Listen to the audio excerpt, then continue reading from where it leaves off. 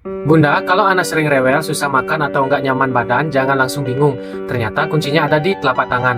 Lewat sentuhan lembut ini, titik-titik tertentu pada tangan, tubuh anak bisa jadi lebih rileks dan nyaman.